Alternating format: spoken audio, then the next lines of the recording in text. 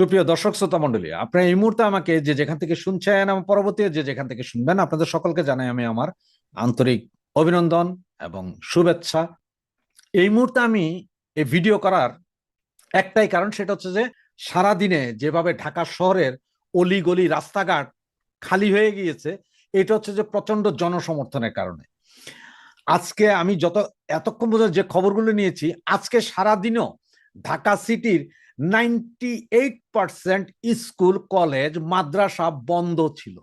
এগুলো সবগুলোই maximum online, অবশ্য মাদ্রাসা বলা যায় না, কারণ মাদ্রাসা তো এটা ভেতরেই থাকে। বাকি স্কুল কলেজ ম্যাক্সিমাম বন্ধ ছিল, যাদেরকে আপনার সরাসরি অনলাইনে ক্লাস নিয়েছে এবং আগামীকাল নাকি পুরোপুরি বন্ধ ঘোষণা করছে, যে এগুলো চলবে না। এগুলো আপনারা সবাই জানেন যে গত 2 দিন ধরে এই অবস্থা চলছে। তবে এই মুহূর্তে সারা ঢাকা শহরে বিভিন্ন জায়গায় গন্ডগোল চলছে। এইটা করতেছে হচ্ছে যে আপনার জামাত ইসলাম এবং বিএনপি নিজেরাই, এবং এনসিপির উপরে তারা আক্রমণ করতেছে। কারণ হচ্ছে দেখেন, ঢাকা বিশ্ববিদ্যালয় এরিয়াতে এই কিছুক্ষণ আগে নাকি বোমাবাজি হয়েছে। তো সে বোমাবাজি তো আওয়ামী লীগ করে, কারণ ঢাকা ইউনিভার্সিটি তো জামাতের দখলে। তাহলে এটা কে করেছে ভাই? এটা তো জামাত ইসলাম করেছে। দেখেন, গতকালকে এনসিপির হামলা চালায়, সেখান থেকে ছাত্রলীগ বলে একজনের ধরে, পরে জানা যায় যে সেটা জামাত ইসলাম। তার মানে হচ্ছে যে অস্ত্র শস্ত্র গোলা বারুদ সবকিছু দিয়ে জামাত ইসলামী রাস্তায় নেমে এসেছে, এবং এইটা করে তারা একটা ভীতির সঞ্চার করতে চাচ্ছে। প্রকারান্তরে আমাদের ক্ষতি নেই, আমাদের লাভই হচ্ছে। আর এই যে আজকে যাহারা গ্রামীণ ব্যাংকের ভিতরে আগুন জ্বালিয়ে দিয়েছেন, তাদেরকে আমি জানাই আমার স্যালুট। বাংলাদেশে গ্রামীণ ব্যাংক, গ্রামীণ মোবাইল, গ্রামীণ টেলিফোন, গ্রামীণের কোনো কিছুই থাকবে না। কোনো কুত্তার নাম যদি গ্রামীণ হয়, সেটাও বাংলাদেশের মাটিতে থাকবে না। নো গ্রামীণ, নো গ্রামীণ মানে গ্রামীণ। ডাক্তার ইউনূসের ছায়া যেখানে আছে, সেই ছায়াও ধ্বংস হয়ে যেতে হবে, কোনো কিছুই থাকবে না। আমাদের সাথে বাংলাদেশ আওয়ামী লীগের সাথে এবং দেশের আপামর জনসাধারণই আজকে দাঁড়িয়েছে। আমি কিছুক্ষণ আগে ঢাকা বিভাগের 2-3টা কাউন্টারে কথা বলেছি বাসের। ওরা বলছে যে ওরা বাস চালাবে না কালকে।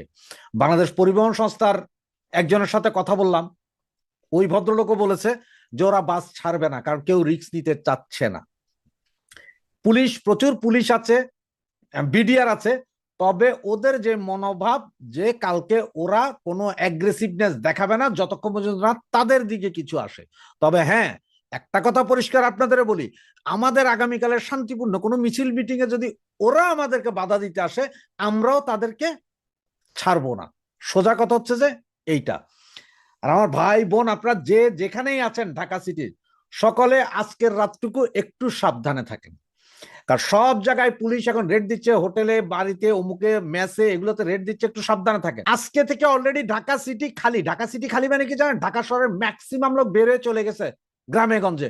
তার মানে হচ্ছে তারাও জানে যে আর কাজ হবে না। এমনও হতে পারে যে হারামজাদার হয়তো পালানোর একটা ধান্দা, সে হয়তো একটা ইমোশনাল ড্রামা করতে পারে। 15 জন 20 জন যদি বুক ফুলে দাঁড়াইয়া যায় না, এইসব সন্ত্রাসী যারা, ওই যে জামাত আর বিএনপি, একটাও সামনে আসবে না। আর এনসিপি ওগুলো তো নাই। তারপরে 2-1টা কুকুর বিড়াল যদি সামনে পড়া যায়, সেগুলারে কি করতে হবে আপনারা জানেন। ওই যে কেলানি আছে না, কেলানি, একটু কেলানি দিয়া ওগুলাকে পুলিশের হাতে দেওয়া দেয়, কেলানি দিয়া সোজা চান্দে পাঠাই দিবেন। যেটারে ধরবেন কেলানি, এরপরে চান্দে। ওকে। ভারতের সাথে সুসম্পর্ক না হলে বাংলাদেশ অস্তিত্বের সংকটে পড়বে। এই কথাটি বলার পর আমার অনেক দর্শক আমার সাথে যোগাযোগ করেছেন, অনেক দর্শক এপ্রিসিয়েট করেছেন, আবার কেউ কেউ ভারতের দালাল বলে গালিও দিয়েছেন। না ভাই, আমি ভারত, পাকিস্তান বা আমেরিকার দালাল না, আমি বাংলাদেশের দালাল। এই দেশ, এই মাটি, এই মানুষ, এই সমাজ, এই রাষ্ট্র, এইটার উন্নতি আমার একমাত্র চাওয়া। কারণ এটা আমার পূর্বপুরুষের দেশ। আমার পিতা মাতা এই মাটিতেই শুয়ে আছে। আমার আত্মীয় স্বজন, বন্ধু বান্ধব,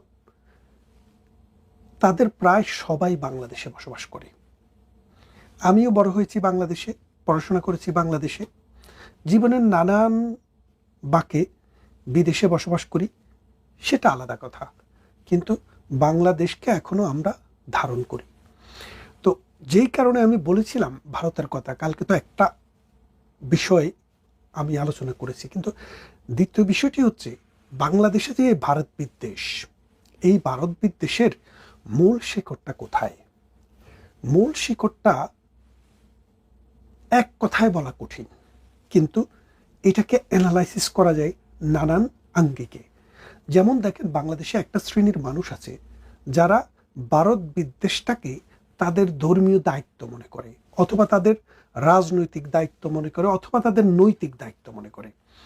1971 সালে পাকিস্তানি সেনাবাহিনী যখন ঘরে ঘরে ঢুকে বাংলার নারীদেরকে ধর্ষণ করছে, বাংলার শিশুদেরকে হত্যা করছে, বাংলার দামাল ছেলেদেরকে গুলি করে মারছে, তখনও কিন্তু এই জমিনের জন্ম নেওয়া এক শ্রেণীর সন্তান, এক শ্রেণীর মানুষ, রাজাকার, আলবদর, আল শাম, শান্তি কমিটি, মুজাহিদ বাহিনী এই রকম তৈরি করে তারা মুক্তিযোদ্ধাদের হত্যা করেছে। বাংলাদেশের মানুষকে যারা হত্যা করছে তাদের ফেরালাল বাহিনী হিসেবে তাদেরকে সহযোগিতা করেছে। এটা আমাদের মুক্তিযুদ্ধের দলিলে আছে। মুক্তিযোদ্ধা কাকে বলে সেই সংজ্ঞাতেও আছে। তাহলে চিন্তা করে দেখেন, যে 30% মানুষ 1970-এর নির্বাচনে আওয়ামী লীগের বিরুদ্ধে ভোট দিয়েছে, পাকিস্তানের পক্ষে ভোট দিয়েছে, দিনে দিনে তাদের সংখ্যা আরো বেড়েছে। কেন বেড়েছে?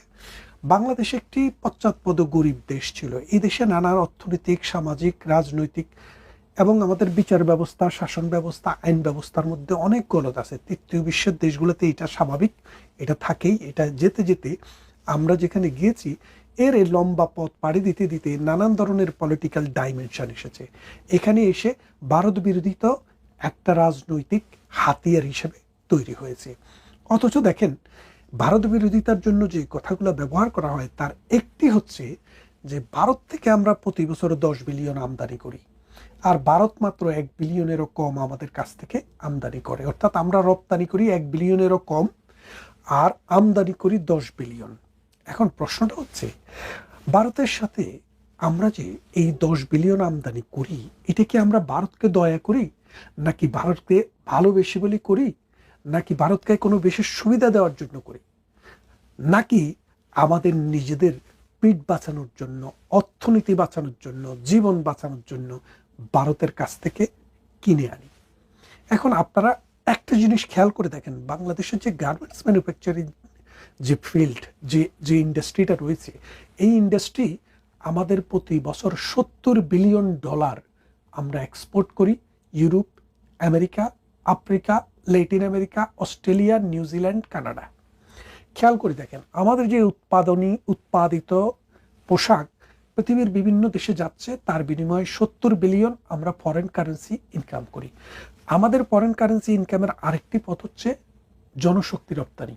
বিশেষ করে মধ্যপ্রাচ্য, ইউরোপ, আমেরিকার বিভিন্ন দেশে আমাদের যে শ্রমিকরা, আমাদের যে ভাইরা কাজ করে, তাদের পাঠানো টাকা আর গার্মেন্টস ম্যানুফ্যাকচারিং বিক্রি করে, এক্সপোর্ট করে 70 বিলিয়ন। এটাই হচ্ছে বাংলাদেশের ফরেন কারেন্সির একমাত্র রিজার্ভ। কারণ বাংলাদেশ আবহমান কাল থেকে একটি কৃষি প্রধান দেশ। এই দেশটার কৃষির ভিত্তি হচ্ছে পানি, নদী, আমাদের খাল। আর এই নদীর পানি আসে ভারত থেকে। আমাদের 54টি বড় নদী, পদ্মা, মেঘনা, যমুনার মতো এইরকম 54টি নদী। এই 54টি নদীর জন্মই কিন্তু ভারতে। অর্থাৎ উজানের দেশ ভারত, বাটের দেশ আমরা। ভারতের ইচ্ছা এবং অনিচ্ছার উপরে আমাদের পানি পাওয়া এবং না পাওয়া অনেকটা নির্ভর করে। খেয়াল করে দেখেন, এখন আপনি যে গার্মেন্টস ম্যানুফ্যাকচারিং উৎপাদন করেন 70 বিলিয়নের, এই 70 বিলিয়ন উৎপাদন করতে আপনাকে প্রায় কাঁচামাল কিনতে হয় আর 10 থেকে 20 বিলিয়ন প্রতি বছর। আমাদের 10 থেকে একেবারে নিদেন পক্ষে 15 বিলিয়নের কাঁচামাল আমাদেরকে কিনতে হয়। কিনে সেটা আমরা উৎপাদন খরচে আমাদের যায়। এই উৎপাদন করতে গেলে আমাদের কাপড় লাগে, সুতা লাগে, আমাদের বাটন লাগে, আমাদের কাপড় লাগে, রং লাগে, তুলা লাগে। এই জিনিসগুলা মূলত বিশ্বে এখন যারা মানে সরবরাহ চেইনের মধ্যে আছে, তাদের মধ্যে আছে আমেরিকা, তারা তুলা উৎপাদন করে, আছে ভারত, আছে চায়না।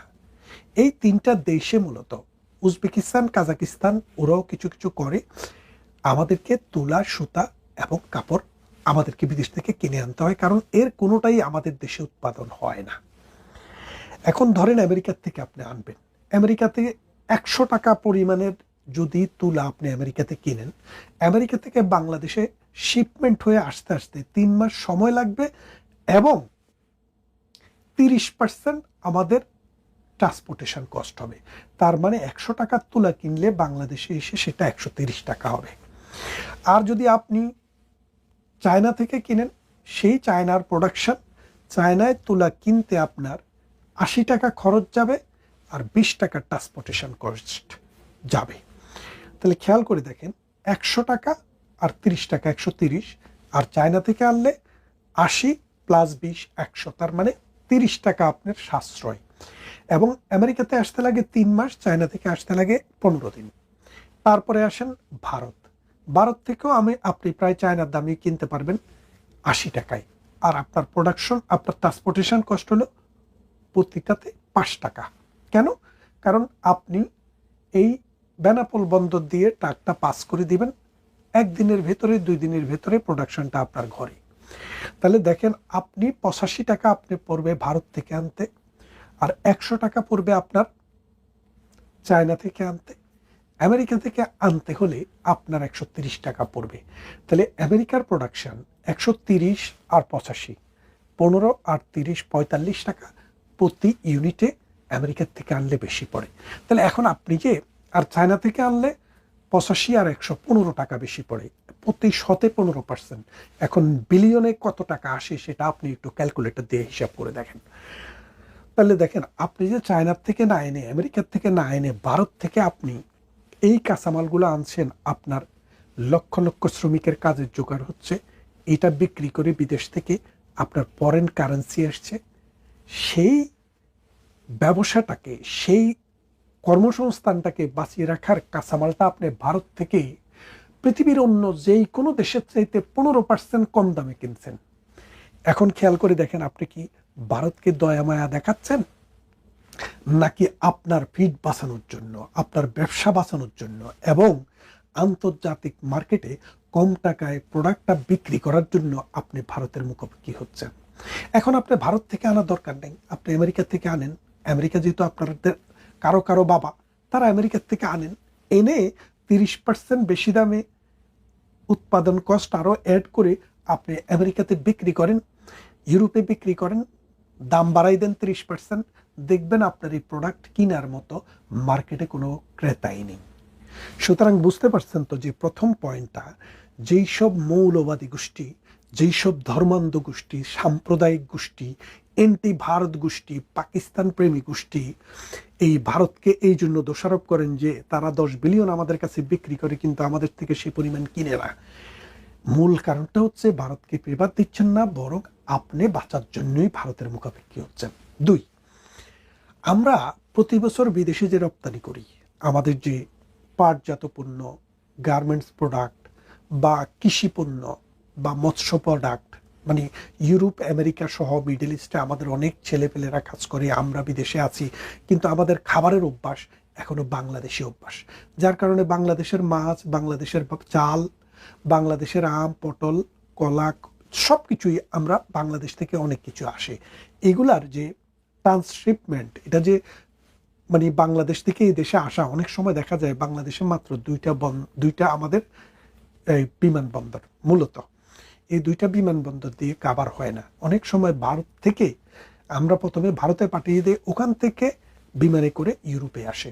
অনেক সময় দেখা যায় বাংলাদেশের বন্দর একটি বড় বন্দর, এখান দিয়ে কাজ হচ্ছে কম, ঠিক ভারতে গিয়ে হলদিয়া পোর্ট দিয়ে আমরা বিদেশে রপ্তানি করি।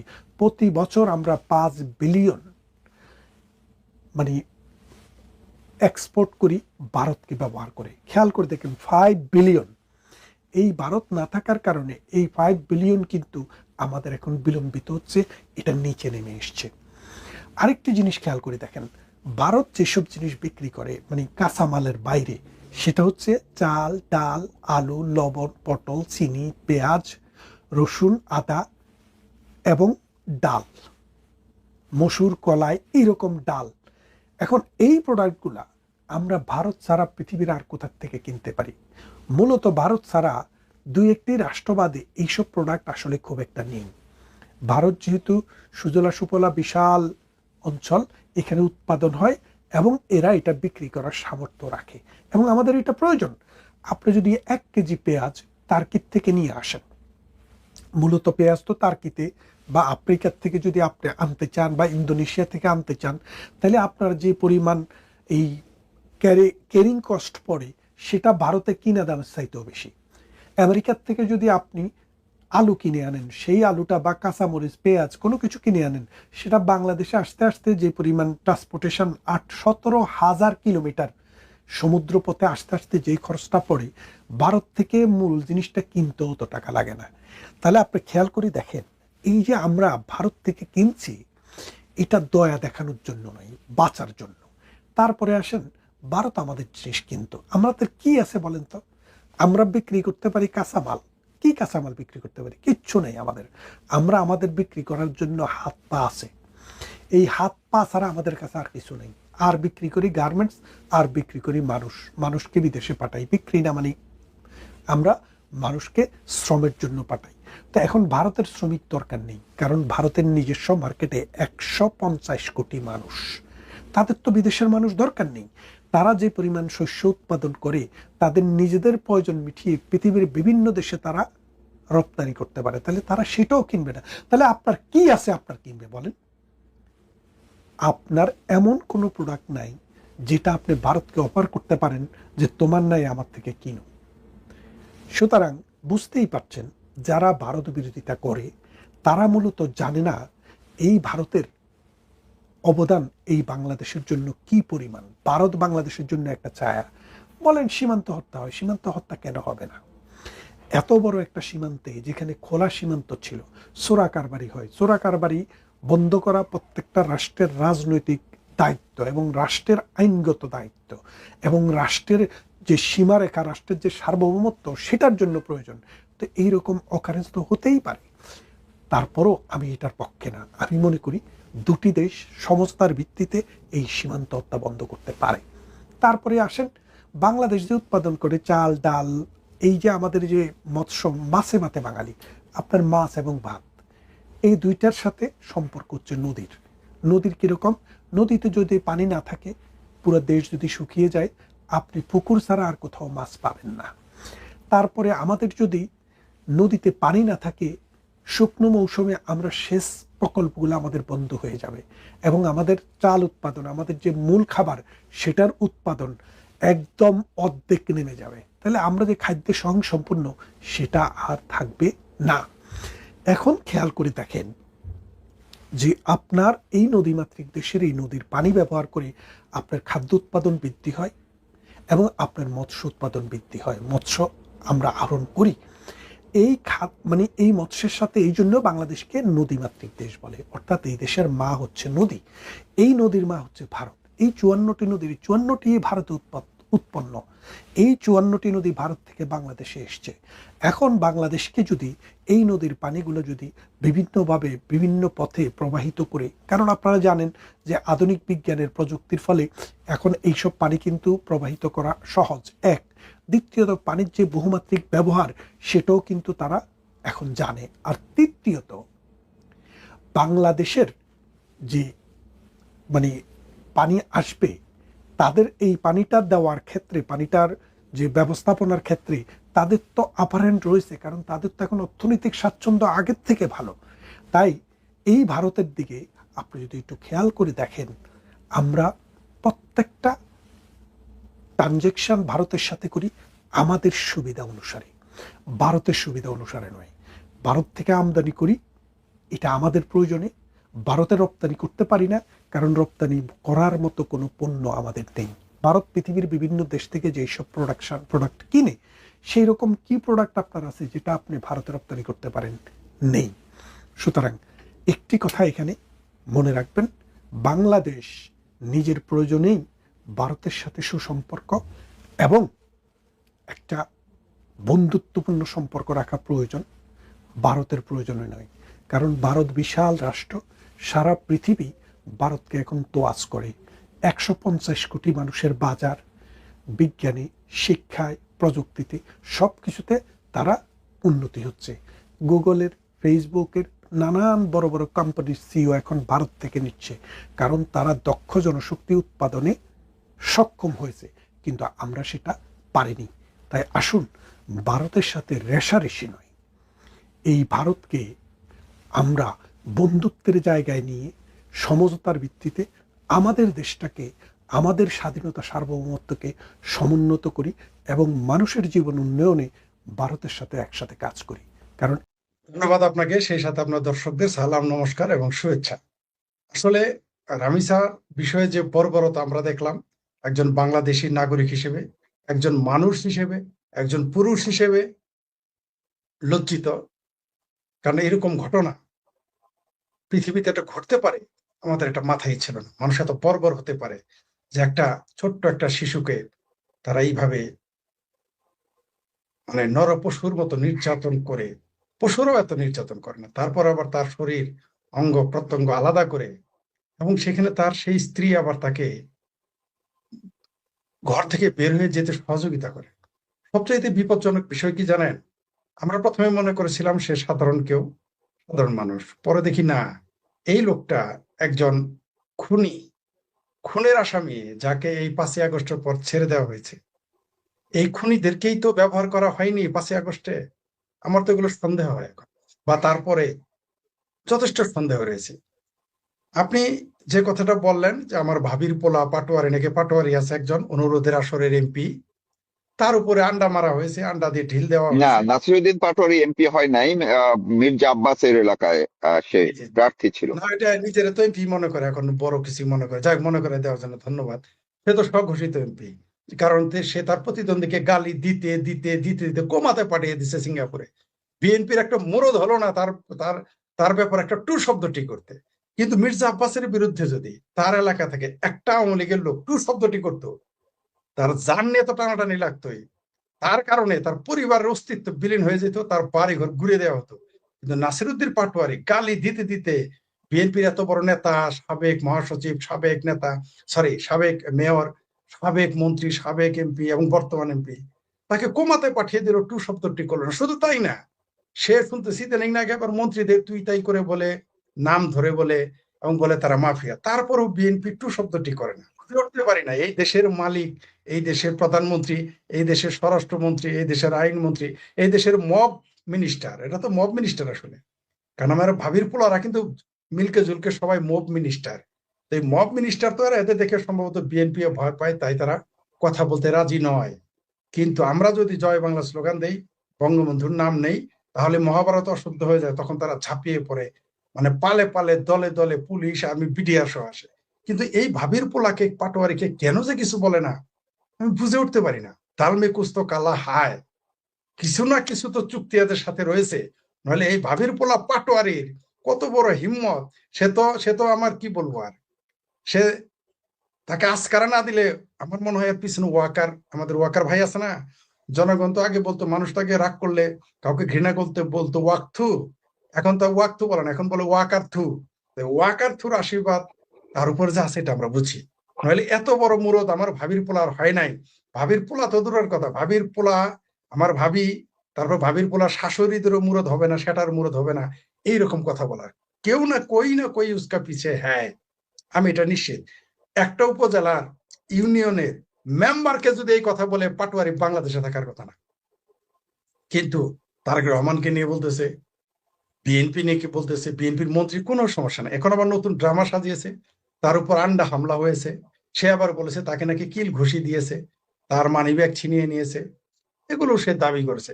কোনো সন্দেহ নাই, বর্তমান বাংলাদেশের অর্থনীতি, রাজনীতি, আইন শৃঙ্খলা পরিস্থিতিকে ভিন্ন দিকে ডাইভার্ট করার জন্য এই নাটকটা সাজানো হয়েছে, কোনো সন্দেহ নেই, এতে কোনো সন্দেহ নেই। কারণ এখন তো সবাই আমি বাংলাদেশ, একটু আপনার সঙ্গে একটু যুক্ত করি। সেটা হচ্ছে যে আমি একটু পজিটিভ ভাবেও যদি আমরা দেখতে চাই, ধরেন যেখানে রামিসার ইস্যুটি নিয়ে প্রতিবাদে মুখর হচ্ছে মিরপুর উত্তাল, তারা ব্যারিকেড তৈরি করছে। এই যে নাসিরুদ্দিন পাটোয়ারিরা যেই কালচারের রাজনীতি গত 2 বছর পর্যন্ত বা 24শে জুলাই থেকে শুরু করেছিল, তাতে তো বরং তার উচিত ছিল ওই এলাকায় যাওয়া, এই আন্দোলনের সাথে সম্পৃক্ত হওয়া, এই আন্দোলনে আরো মিশে যাওয়া। সেটি না করে সে অন্য একটি এলাকায় গিয়ে নামাজ পড়ার নামাজ পড়তে গেলেন, এবং সেইখানে এই ঘটনা, এবং করেছে আবার কারা? ছাত্র দল। ওই জায়গাটায় আপনার কোনো বিশ্লেষণ আছে কিনা?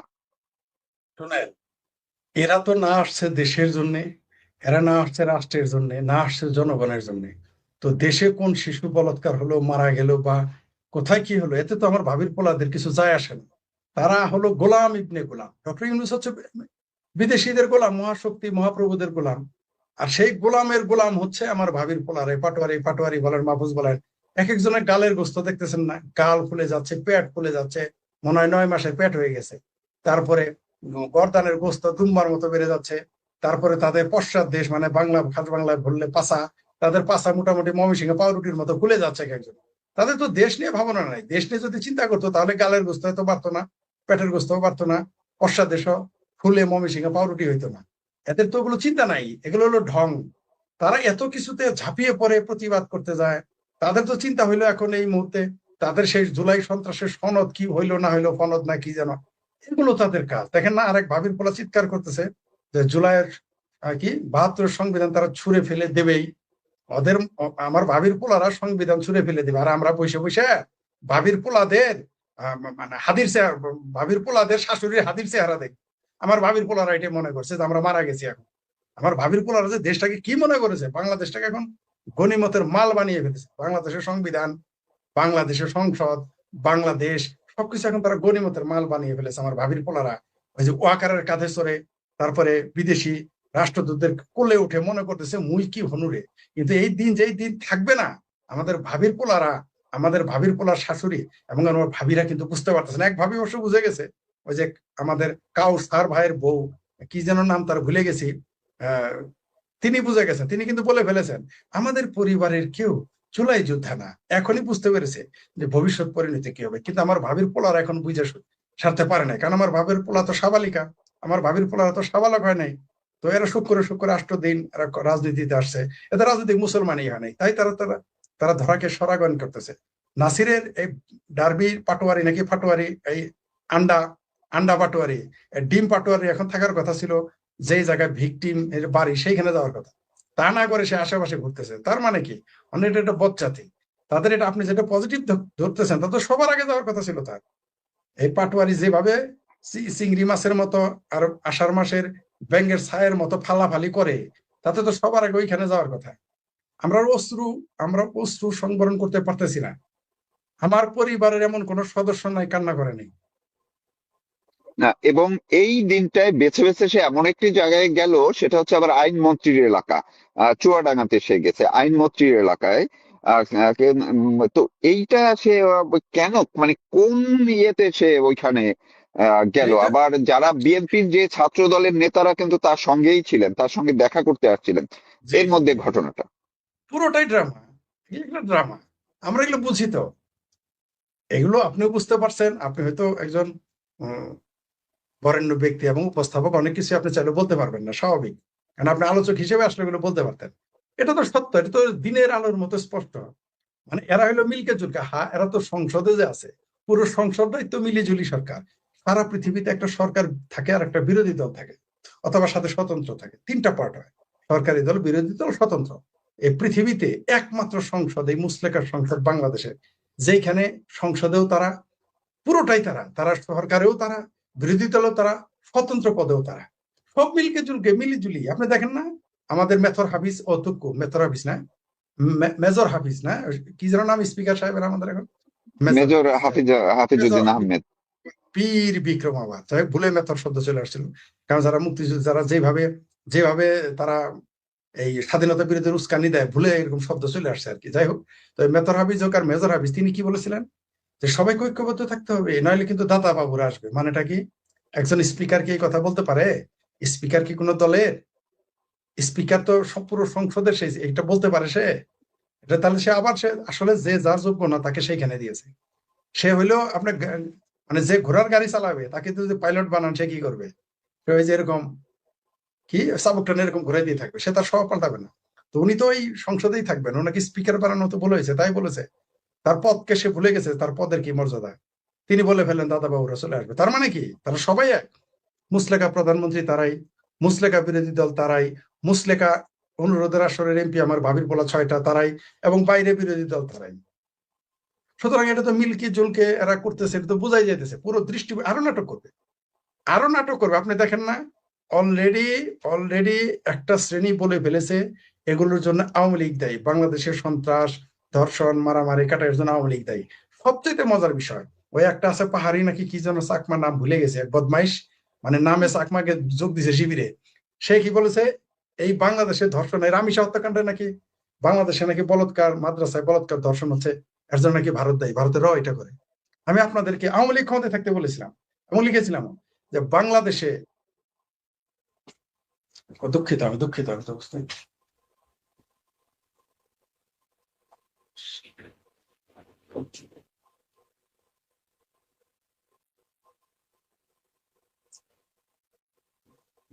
এখানে সংযোগ জি, বিচ্ছিন্ন হয়ে গেছে। অসুবিধা নেই। জি জি, আর 30 সেকেন্ড সময় দিন।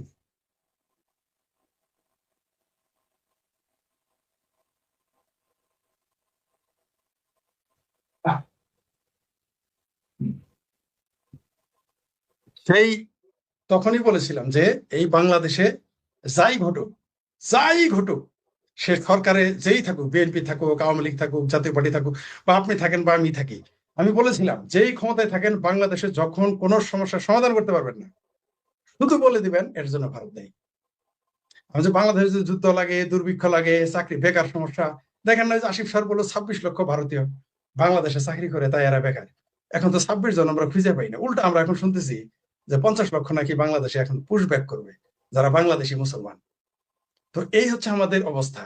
তো যারা ভারতের নাম নেয়, আওয়ামী লীগের নাম নেয়, তো আর একটু কি নাটক করবে না? এরা করবে, আরো করবে, সামনে আরো কত রকম নাটক করবে। এই যে আপনি দেখেন, যেহেতু এই প্রসঙ্গটা বললেন, গতকালকে আরেকটা দেখলাম, এই যে জামায়াত ইসলামীর যে নারী উইং, তারা ঢাকায় এই রামিসার হত্যার প্রতিবাদ কর্মসূচি পালন করতে গিয়ে সেইখানে একজন একেবারেই হেজাব টেজাব বোরকা টোরকা পরা একজন ভদ্র মহিলা, তিনি বেশ সুন্দর উচ্চারণ করেন, সুন্দর উচ্চারণের দিয়েই তিনি বললেন এই যে এই ধর্ষণ হচ্ছে, এই টুকরো টুকরো করে হত্যাকাণ্ড হচ্ছে, এগুলো সব হচ্ছে 72-এর সংবিধানের কারণে। 72-এর সংবিধানের মধ্যেই এইগুলার পথ দেখানো আছে, ফলে 72-এর সংবিধান বাতিল করলে দেশে আর এগুলো হবে না। এই সেটার সঙ্গে আপনি মিল পাচ্ছেন কিনা? শুনেন, এরা হলো শিবিরের মাঠ না। ওই যে যারা ওই ইরানে যেমন মুতা বিবাহ হয়, শিবিরদের একটা আছে যারা যৌন দাসী হিসেবে, বলে না যৌন দাসী, তো শিবিরের কিছু যৌন দাসী আছে, তাদের এগুলো ন্যারেটিভ, এগুলো আমরা বুঝি কত বড়। এরা না একেবারে বিশ্ববিদ্যালয়ের ছাত্রী। আচ্ছা, বাংলাদেশের মাদ্রাসায় বলাৎকার হয়, এর জন্য কি 72-এর সংবিধান দায়ী? মসজিদের জুতা চুরি এর জন্য 72-এর সংবিধান দায়ী? আমার ওই ভাবির মেয়ে যে পয়দা হয়েছে, এর জন্য কি 72-এর সংবিধান দায়ী? অবশ্যই দায়ী। কারণ আমার ভাবির যদি বাংলাদেশ না হইতো, আমার মনে হয় ভাবির পোলা, আমার ভাবির মেয়ে যে জন্ম নিছে, এর জন্য দায়ী 72-এর সংবিধান। কারণ এটা সত্য, কারণ হইলো বাংলাদেশ না হলে সে তো পাকিস্তানি থাকতো। তো এই জন্য 72-এর সংবিধান সে দায়ী করতেই পারে। কিন্তু আমাদের দুর্ভাগ্য, এরা বিশ্ববিদ্যালয়ের ছাত্রছাত্রী। মানে এই জাতি কোন দিকে চলে গেছে যে একটা ধর্ষণ হচ্ছে, একটা নির্মম হত্যাকাণ্ড, শুধু ধর্ষণ নয়, সেই সাথে নির্মম হত্যাকাণ্ড, পাশবিক হত্যাকাণ্ড। সেই এখন ওই যে আমাদের গ্রামে একটা কথা আছে, কয় চল ওই মারুফ মন্ডলের বাড়ি, কি তৌফিক মারুফ মন্ডলের বাড়িতে আগুন লাগছে, চল আমরা একটা আলু পোড়া খাই আসি। মানে আপনার হয়েছে বাড়ি পোড়া, আমি পানি ঢালতেছি, আর আপনার যে প্রতিদ্বন্দ্বী তারা এসে আলু পোড়া দিয়ে খাবে, তারা হচ্ছে আলু পোড়া খাওয়ার লোক।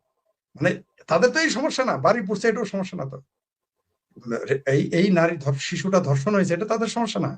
তাদের সমস্যা তো অন্য জায়গায়, তাদের বেতন 71। তারা ঘুরে ফিরে ওই গরুর রচনার মধ্যে আসবে সবকিছু। আমি বলেছি তো, বরং সৌভাগ্য যারা নরেন্দ্র মোদীর নামটা নেয় নেই। আর কিছুদিন পরে ঘটলে কি বলবে, অলরেডি বলে ফেলেছে। ওই যে চাকমা একটা আছে না, শিবিরের শিবিরের শাখা দেখেছেন তো, নাস্তিক, নারী শাখা, হিন্দু শাখা, পাহাড়ি শাখা, সব শাখাতে এরা আছে, সব জায়গাতে। এদের প্রস্টিটিউশন শাখাও আছে, ওগুলো পরে জানবেন, ওগুলো এখন স্বীকার করবেন না। না, একদিন সেটা তো শুনবেন যে ধরাও খাইছে, কালকেই তো ধরা খাইলো কোথায় এরকম একজন জামাতের নেতা, সেটাও এরা আছে। এদের সব শাখায় আছে। তো এই মাসনার শাখার এরা, যে এদের বলা আছে তোমরা যে কোনো মূল্যে আওয়ামী লীগের শব্দ উচ্চারণ করবা, যে কোনো মূল্যে শেখ হাসিনা আনবা, যে কোনো মূল্যে ছাত্রলীগ বলো, যে কোনো মূল্যে 72 সংবিধান বঙ্গবন্ধুর ভারত বলবা, নরেন্দ্র মোদী বল, এটা তাদের বলে দেয়, এটা তাদের অ্যাসাইনমেন্ট। এছাড়া তো তাদের মুখে কিছু নাই। মানে কত বড় নির্বোধ, বেহায়া, বেজন্মা, বেকুব মূর্খ হইলে কেবল এটা বলতে পারে যে একটা দেশের ধর্ষণের জন্য 72-এর সংবিধান দেয়। আসলে এই দেশের মৌলবাদী শক্তিকে, এই জন্য মাঝে মাঝে আওয়ামী লীগের উপর আমার গুসা হয়। এই সমস্ত মৌলবাদী শক্তিদের আস্কারা দেওয়ার কারণে বিএনপি তো দিবেই, পরে গালি দিবেন বিএনপি তো মৌলবাদী শক্তিকে আস্কারা দিবে, জামাত তো মৌলবাদী শক্তি। আওয়ামী লীগ এদের কঠোর হস্তে দমন করতে পারেনি, এটা হলো আওয়ামী লীগের উপর আমার রাগ। এদেরকে যদি কঠোর হস্তে 15 বছর সময় পেয়েছিল বাংলাদেশের মৌলবাদী শক্তিকে, মৌলবাদী শক্তির শিকড় উপড়ে ফেলে দিতে পারত, এটা আওয়ামী লীগ ভুল করেছিল। সেই ভুলের ভুলের খেসারত কিন্তু খোদ আওয়ামী লীগ প্রথম ভিকটিম হয়েছে, তারপর এখন জনগণ। ওই যে গফফার চৌধুরী নাকি কে যেন বলেছিলেন যে আওয়ামী লীগ যখন ক্ষমতায় থাকে একা ক্ষমতায় থাকে, কিন্তু যখন পরে সকলকে নিয়ে পড়ে, দেশ পড়ে যায়। আমাদের ওই আওয়ামী লীগের গালি দিলেও আর কিছু বলতে পারি না বেশি কিছু, কারণ আমাদের শেষ ভরসা হয় আওয়ামী লীগই। কারণ এই দেশটাকে রক্ষা করতে, সার্বভৌমত্ব রক্ষা করতে, আইন শৃঙ্খলা, এখন জনগণ বুঝে গেছে, যে বাংলাদেশকে টিকিয়ে রাখতে, বাংলাদেশের গণতন্ত্র, রাজনীতি, অর্থনীতি, সার্বভৌমত্ব, যে কোনো কিছু টিকিয়ে রাখতে আওয়ামী লীগকে লাগবে, শেখ হাসিনাকে লাগবে। তো এই যে যারা এগুলো বলতেছে 72 সংবিধান এদের বুকে ব্যথা হয়, কারণ হচ্ছে এদের বাপদাদারা পেয়ার পাকিস্তান ভেঙে গেছে, সেই বেদনা তাদের বাপদাদারা, চাচারা, মামারা, খালুরা বলতে পারে নাই। তো তাদেরই দাসী, যৌন দাসী, ভাগ্নি, নাতি, পুতি তারা ভুলবে কেমনে? তারা তো এমনি স্লোগান দেয় নাই, তুমি কে আমি কে, রাজাকার রাজাকার, এমনি তো দেয় নাই। আমার ভাবির মেয়েরা তো এমনি রাতের 2টার সময় বেরোয় স্লোগান দেয় নাই, তুমি কে আমি কে, রাজাকার রাজাকার। আপনি পারবেন নিজেকে স্লোগান দিতে? আমি পারবো? যারা প্রকৃত পক্ষে রাজাকার নয় তাদের পক্ষে কি স্লোগান দেওয়া সম্ভব? আপনার উপরে, শেখ হাসিনার উপরে তাদের 1000 বার গোসা থাকতে পারে, বঙ্গবন্ধুর উপরে 1,00,000 বার গোসা থাকতে পারে, কেউ কি স্লোগান দিতে পারে তুমি কে আমি কে, রাজাকার রাজাকার? তারা তো আসলে রাজাকার ছিল, সেই জন্য তো এই রাজাকারের ওয়ারিশ তারা। তো তাদের কাছে 72 সংবিধান তো খারাপ লাগবেই, কিন্তু এই বাংলাদেশ থেকে আরেক ভাবির বলা বলছে না সংবিধান ছুঁড়ে ফেলে দিবে। শোনো ভাবির বলা, তোমার জনগণ, তুমি যদি এই স্বপ্ন দেখো যে তুমি 72 সংবিধান ছিঁড়ে ফেলবা, বাংলাদেশের জনগণ তোমার শাশুড়ির আদিমাদি ছিঁড়ে ফেলবে, তোমার তো খুঁজে পাওয়া যাবে না। দুঃখিত এই শব্দটা উচ্চারণ করার জন্য। শেখ হাসিনার স্বদেশ প্রত্যাবর্তনের ঘোষণাকে ঘিরে শুরু হয়েছে নতুন দৌড়ঝাঁপ। বাংলাদেশের রাজনীতির 2টি ধারা, একটি আওয়ামী লীগ আর একটা এন্ট্রি আওয়ামী লীগ, অর্থাৎ আওয়ামী বিরোধী যারা।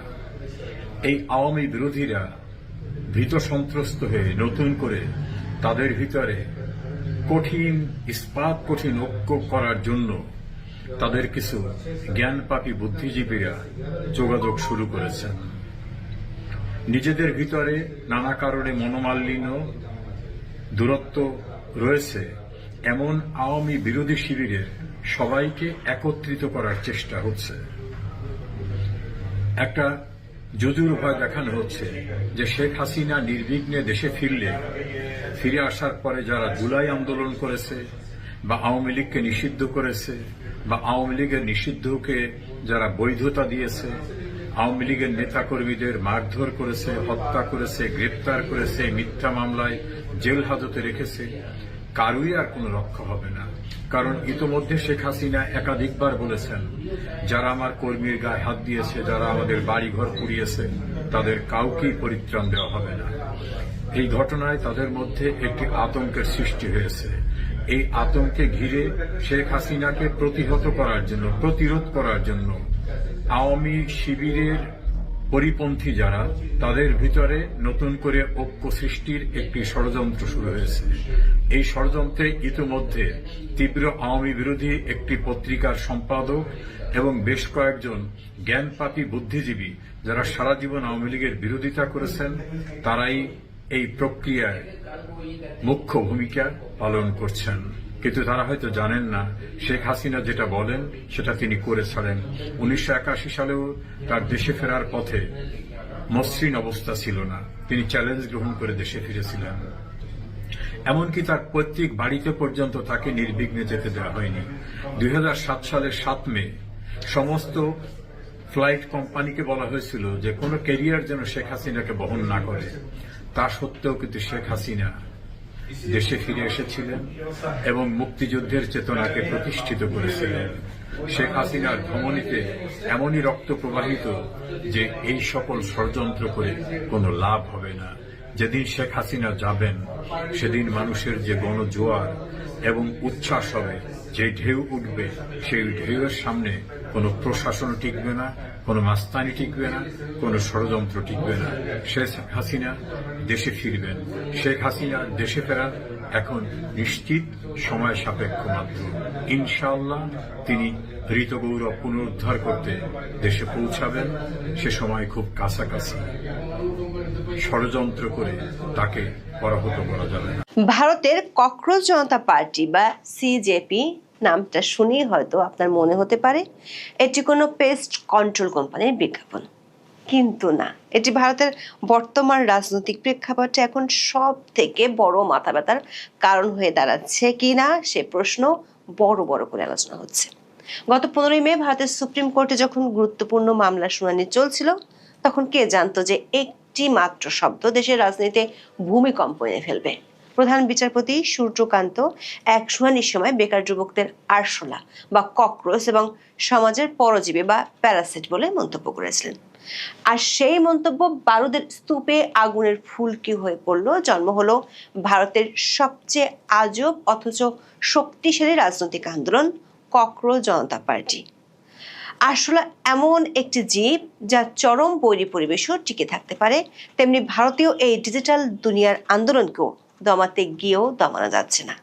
এই আরশোলা পার্টিকে ঘিরে এখন দেখা দিচ্ছে বিতর্ক।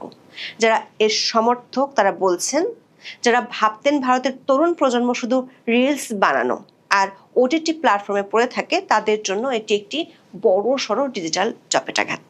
কিন্তু এই ডিজিটাল সুনামিকে অনেকেই সহজ আর সিম্পল ভাবে দেখতে চান না, কারণ এরই মধ্যে ভারতের পাশের 3টি দেশে রাজনৈতিক সুনামি ঘটে গেছে, যার পেছনে ডিপ স্টেটের বড় সড়ো ভূমিকা আছে, সেটি এখন ওপেন সিক্রেট।